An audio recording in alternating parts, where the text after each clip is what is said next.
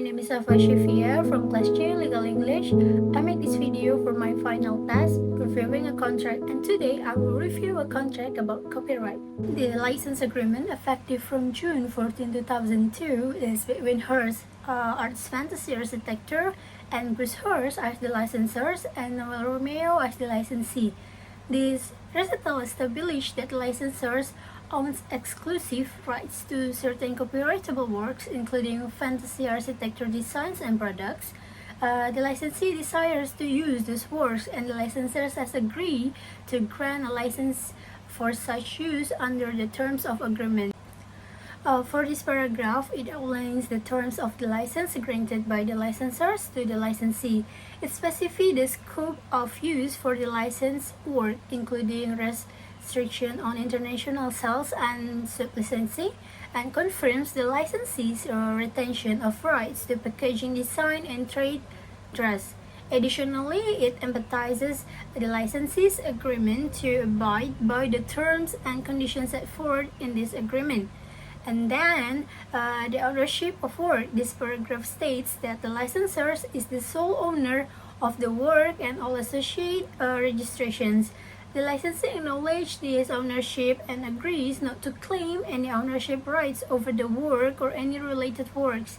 The licensee's rights are limited to using the work as permitted by the agreement without gaining any ownership or additional rights. In this term and condition, it details the duration and condition for ending the agreement. It starts with a 1-year term, automatically renewing unless a 60-day notice is given by either party. The licensor can terminate the agreement if the licensee loses corporate standing, file for bankruptcy, or sell all its assets. Upon termination, all rights to use the work cease, but the licensee has 6 months to stop using the work and 12 months to sell remaining inventory. In this paragraph 4 of the agreement outlines the fee. The licensee must pay the licensor a one-time royalty fee of $1,500. Additionally, the licensee must pay a quarterly royalty of 5% of gross receipts from the sales of the work, or a minimum of $20, whichever is greater. These payments are due within 10 days after each quarter ends in March, June, September, and December. If the licensee fails to make the required payments on time, the licensor may terminate the agreement after providing written notice within 30 days of the missed payment. Use of work. This paragraph outlines how the work can be used. The licensor's control over the quality and the requirements for making and modifying of the work. It also details what happens if the agreement is terminated, including selling of existing inventory and reverting rights to the licensor. This paragraph details the indemnification responsibilities of both parties. Licensee must indemnify a licensor against claims arising from the use of the work, except for infringement claims and those caused by a licensor's negligence.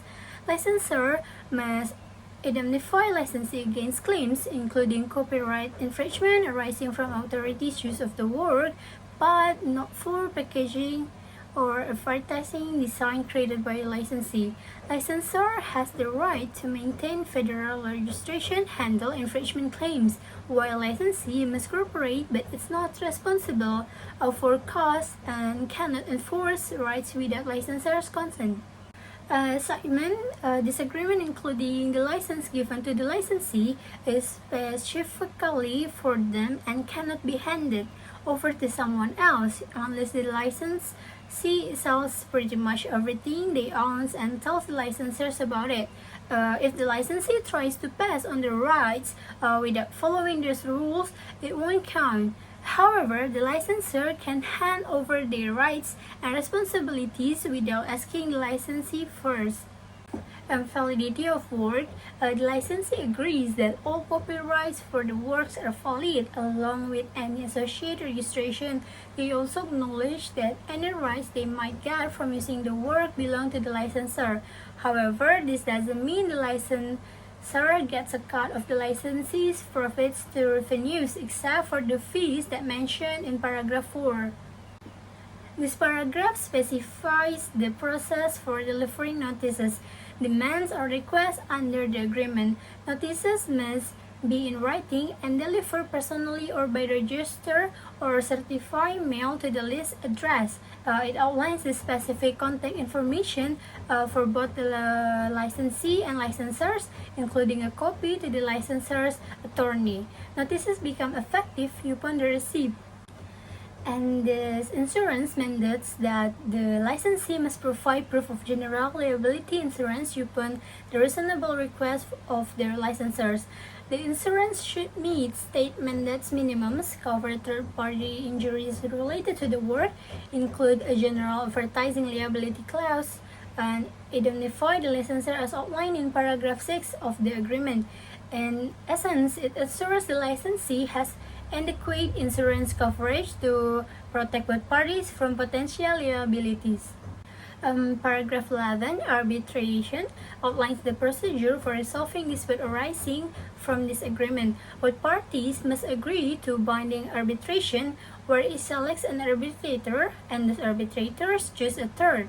All arbitration proceedings will take place in Missouri, governed by Missouri laws. This provision ensures a fair and efficient resolution process. Moving on, paragraph 12, independent business relationship, it clarifies that the licensor and licensee are independent contractor, not partners, joint ventures, or employer-employee relationship. They cannot bind or obligate each other except as explicitly stated in this agreement. This provision delineates the professional relationship between the parties, emphasizing their independence. And for miscellaneous, essentially states that this agreement is complete understanding between the parties. Any changes must be in writing, and if legal action is needed, the winning party can recover attorney fees. It also ensures that if any part of this agreement is found invalid, the rest remains valid and allows for the agreement to be signed in multiple copies. At the conclusion of the agreement, both parties, licensee and licensor, formally confirm their acceptance by signing below.